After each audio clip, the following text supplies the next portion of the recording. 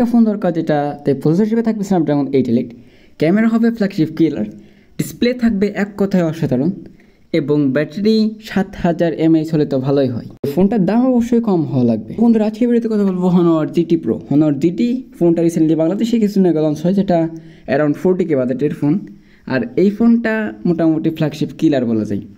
ফার্স্টে কথা বলবো ফোনটির ডিজাইন নিয়ে, তাহলে ফোনটির ডিজাইন মোটামুটি ভালোই, তবে ক্যামেরা বাম্পটা একটু ছোটো করা গেলে এই ডিজাইনটা আরও অনেক সুন্দর লাগতো। এতে ডিসপ্লে হিসেবে 6.78 ইঞ্চ একটা এলডিপি AMOLED প্যানেল, যেটা মূলত 144 হার্টজ রিফ্রেশ রেট, এই যে 10+ সাপোর্ট আছে এবং এটাতে 6000 নিটস পিক ব্রাইটনেস থাকছে। এর বেজেল সিমেট্রিক্যাল বলা যায় এবং সব মিলিয়ে ডিসপ্লেতে content watching, social media use, সব মিলিয়ে ডিসপ্লেকে এক কথায় সকলের কাছে ভালো লেগে যাবে। এতে প্রসেসর হিসেবে আছে স্ন্যাপড্রাগন 8 এলিট, আর এই প্রসেসরটা দিয়ে কিন্তু স্যামসাং S25 আলট্রা ফোনটা এসেছে এবং এই প্রসেসরটাকে এই বছরের ফ্ল্যাগশিপ কিলার প্রসেসর বলা যায়। এটি 3nm এর আর্কিটেকচারে বিল্ড করা। ফোনটির আপাতত স্কোর মোটামুটি 3 লক্ষের কাছাকাছি এবং গিগব্যান্সের স্কোর অনেক ভালো।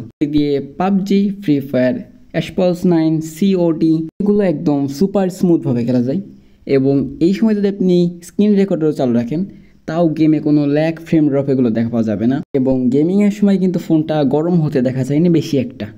আর সব মিলিয়ে গেমিংয়ে পারফরমেন্সে এক কথায় অসাধারণ বলা যায়, কারণ এই ফোনটা মূলত গেমিং সেন্ট্রিক ফোন হিসেবে মার্কেটে রিলিজ হয়েছে।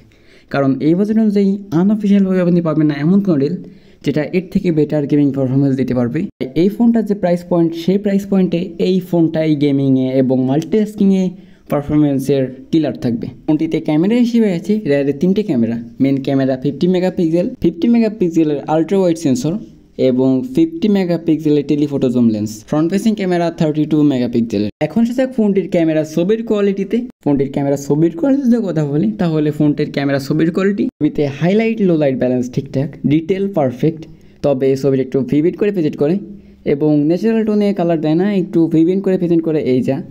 আর ছবিটা অবশ্য সোশ্যাল মিডিয়ার এই টাইপ, যারা মূলত একটু এডিট করে ছবি ইউজ করতে পছন্দ করেন তাদের ম্যাক্সিমাম ভালো লেগে যাবে এবং সব মিলিয়ে ক্যামেরা ছবির কোয়ালিটিও এক কথায় অসাধারণই বলা যায়। ফোনটিতে ব্যাটারি হিসেবে আছে 7300 mAh ব্যাটারি এবং 90 ওয়াটের চার্জার। আপনি যদি হয়ে থাকেন একজন হেভি ইউজার তাও ফোনটির থেকে মিনিমাম ব্যাটারি ব্যাকআপ পেয়ে যাবেন অ্যারাউন্ড 10 থেকে 11 ঘন্টা, আর ম্যাক্সিমামের কথা তো বাদই দিলাম।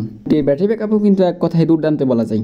ফোনটিতে অ্যান্ড্রয়েড ভার্সন হিসেবে আছে বেস্ট এভার অ্যান্ড্রয়েড 15 এবং এই ফোনটিতে মোটামুটি 3 থেকে 4 বছরের অ্যান্ড্রয়েড আপডেট পাওয়া যাবে। তো বন্ধুরা এই ছিল পুরো ভিডিও। এখন যদি আমি এই বাজেটে বাকি সকল ফোনের সাথে এই ফোনকে কম্পেয়ার করি, Vivo X200 অথবা স্যামসাং S24, এই দুটো ফোনের সাথে কম্পেয়ার করলে স্যামসাংয়ের সাথে ক্যামেরা হেড টু হেড এবং ভিভোর সাথে ক্যামেরায় সামান্য একটু পিছিয়ে থাকবে, যদিও পারফরমেন্সে কিন্তু ভিভো অনেকটাই পিছিয়ে থাকবে এই ফোনটার থেকে। সব মিলিয়ে ফোনটির পারফরমেন্স, ক্যামেরার ডিজাইন এবং সব মিলিয়ে যদি কথা বলি তাহলে ফোনটি একদম পারফেক্ট বলা যায় বাজেটে। এই ফোনটার অ্যারাউন্ড হলো 17K অ্যারাউন্ড প্রাইস, বাড়তেও পারে আবার কমতেও পারে, কমার চেঞ্জ বেশি। এই ছিল পুরো ভিডিও। ভালো লাইক করে চ্যানেলটা সাবস্ক্রাইব করে দেবেন। দেখা হবে নতুন কোনো ভিডিওতে।